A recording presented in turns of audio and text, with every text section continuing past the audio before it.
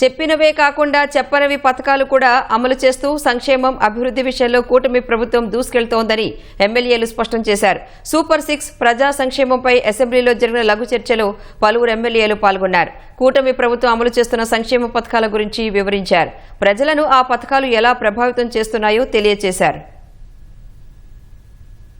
ప్రతి హామీని ఎన్ని ఇబ్బందులు ఉన్నప్పటికీ స్పష్టంగా అమలు చేస్తూ ఆంధ్రప్రదేశ్ లో లక్షల కుటుంబాల్లో వెలుగులు నింపడానికి ఎటువంటి సందేహం లేదు అధ్యక్ష.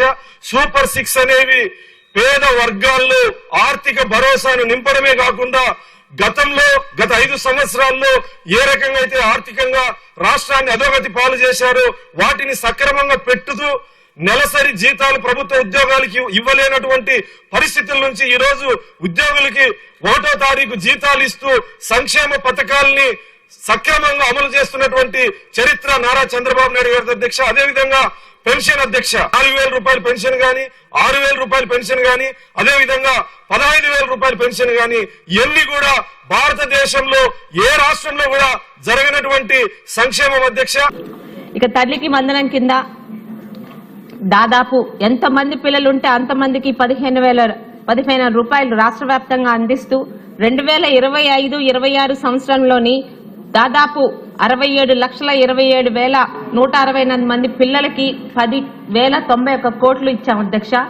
26-27 సంవత్సరానికి గాను 67,47,190 మంది పిల్లలకి 10,120 కోట్లు మనం ఇచ్చాం అధ్యక్ష. కేంద్రం రాష్ట్రం కలిసి ప్రజలకు మరింత మేలు జరుగుతుంది అధ్యక్ష.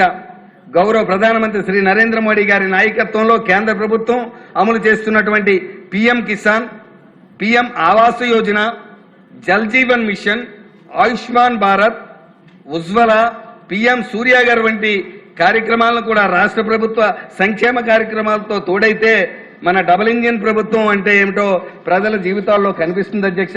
ఒక మహిళ కూడా ఉచిత బస్సు ప్రయాణం, వాళ్ళ పిల్లలు విజయవాడ గాని కర్నూలు గాని ఎక్కడైనా చదువుతుంటే పిల్లని కూడా తీసుకొని పోయేటప్పుడు ఉచితంగా ప్రయాణం కూడా మేము చేస్తున్నాం.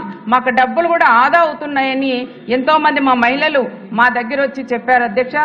ఆకాశంలో సగం ఉన్నటువంటి మహిళల కోసం మా సంక్షేమ పథకాల్లో కూడా ప్రధానంగా భాగస్వామ్యం చేసిన విషయాన్ని మేము గర్వంగా చెప్తున్నాం అధ్యక్ష. ప్రజలకు చెప్పినవి కాకుండా చెప్పనివి కూడా చేసుకుంటూ సమర్థవంతంగా ముందుకు పోతాం అధ్యక్ష. ప్రజలను ఒకటే కోరుతున్నాం, కంటిన్యూస్ గవర్నమెంట్ చాలా ఇంపార్టెంట్. 2019లో మేము ఓడిపోయిన తర్వాత ఆ ప్రభుత్వం అమరావతిని మొదలుపెట్టింది.